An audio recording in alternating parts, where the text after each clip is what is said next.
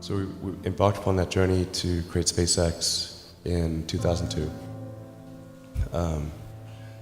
In the beginning, I wouldn't even let my friends invest because I didn't want to lose their money. I thought it was like, I'd rather lose my own money. So,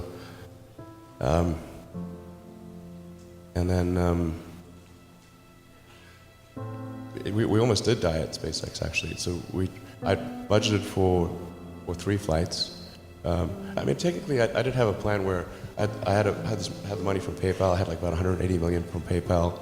And I thought, I'll allocate half of that to SpaceX and Tesla and Solar City, and that should be fine. I'll have 90 million, like just lots, But then what happened is things cost more and took longer than I thought. So I had a choice of either put the rest of the money in or the companies are going to die. And it's like, so I ended up putting all the money in and borrowing money for rent from friends. 2008 was brutal. 2008 we had the 3rd consecutive failure of the Falcon 1 rocket for SpaceX. Tesla almost went bankrupt. We closed our financing round 6 p.m. Christmas Eve 2008. It was the last hour of the last day that it was possible. We would have gone bankrupt 2 days after Christmas otherwise. And I got divorced. That was like rough, man. Maybe you just answer the question of why is no one else doing these things?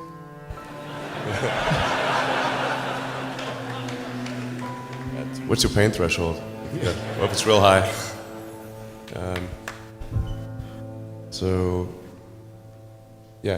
SpaceX is alive by the skin of its teeth, so is Tesla. If things had just gone a little bit the other way, both companies would be dead. And I like one of the most difficult choices I've ever faced in life was in 2008. I think I had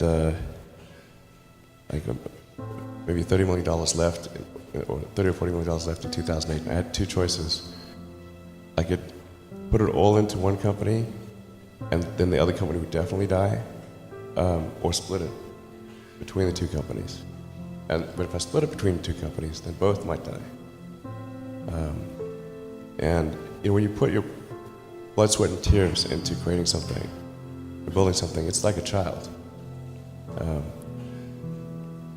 And so it's like, which one am I going to let one starve to death? I couldn't bring myself to do it, so I split the money between the 2.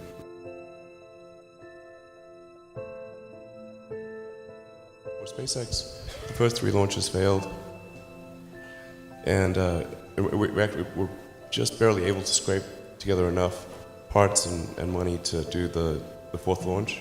If that 4th launch had failed, we would have been dead.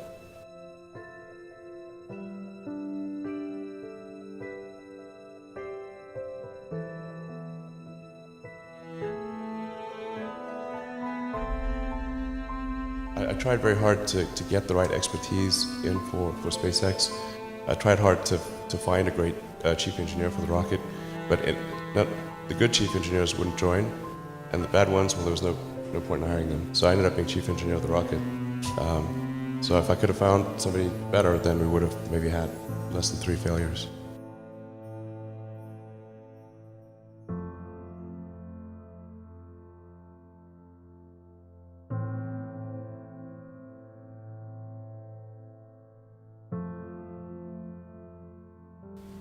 How do you plan a business where the rocket business, some of these things are going to blow up on the launch pad?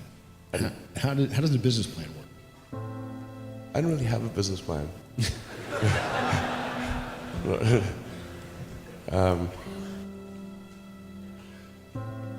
I haven't had a business. I had a business plan way back in the Zip2 days. But these things are just always wrong. So I just didn't bother with business plans after that.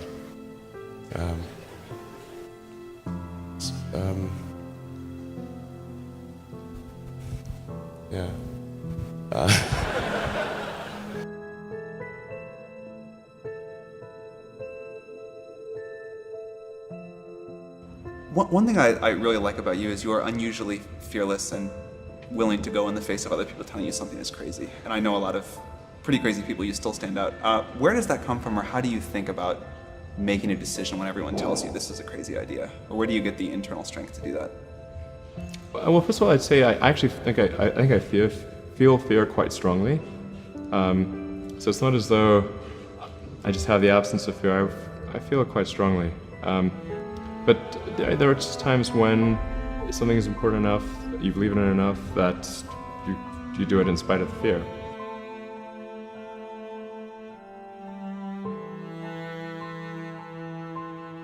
How did you get the expertise to be the chief technology officer of a rocket ship company? I do have a physics background. That's helpful as a foundation. And then I read a lot of books and talked to a lot of smart people. You're self-taught? Yeah. Well, self-taught, yes, meaning I don't have an aerospace degree. So how did you go about acquiring the knowledge? Well, like I said, I read a lot of books, talked to a lot of people, and have a great team. The odds of me coming into the rocket business, not knowing anything about rockets, not having ever built anything, I mean, I would have to be insane if I thought the odds were in my favor. Why even begin? When something is important enough, you do it even though the odds are not in your favor.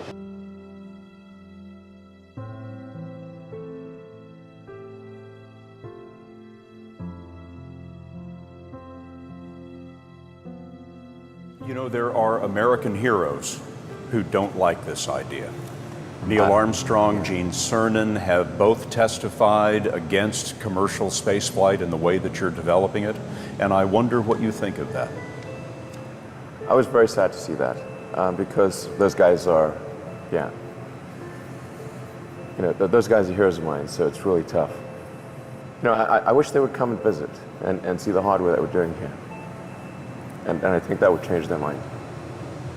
They inspired you to do this, didn't they? Yes. And to see them casting stones in your direction. It's difficult. Did you expect them to cheer you on? So they're hoping they would. What are you trying to prove to them? What I'm trying to do is to make a significant difference in spaceflight and help make spaceflight accessible to almost anyone. And I would hope for as much support in that direction as we can receive.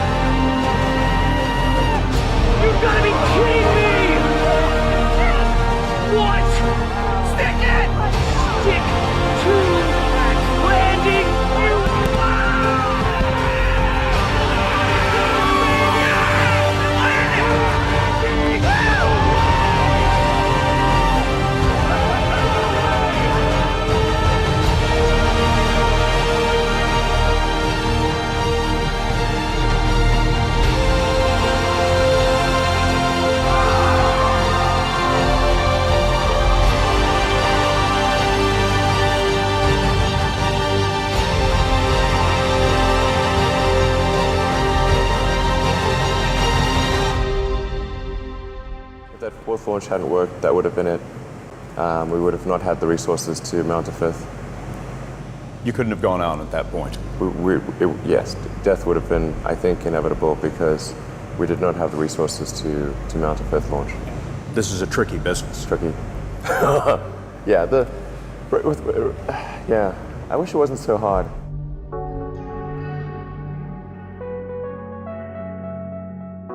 When you had that third failure in a row, did you think, I need to pack this in? Never. Why not? I don't ever give up. I mean, I'd have to be dead or completely incapacitated. If you just accept the probabilities, then that diminishes fear. When starting SpaceX, I thought the odds of success were less than 10%. And I just accepted that actually probably I would just lose everything. But that maybe would make some progress. If we could just move the ball forward, even if we died, maybe some other company could pick up the baton and keep moving it forward. So that would still do some good. Yeah, same with Tesla. I thought the odds of a car company succeeding were extremely low.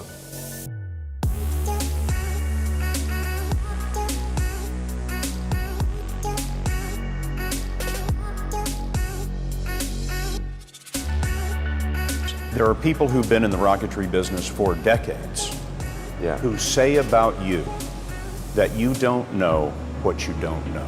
Well, I suppose that's true of anyone. How can anyone know what they don't know? But When critics say you can't do this, your answer to them is, we've done it.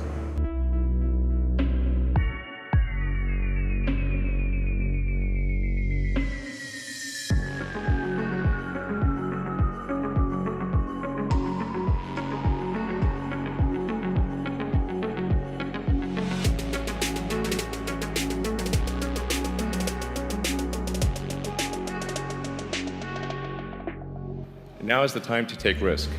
As you get older, your obligations increase.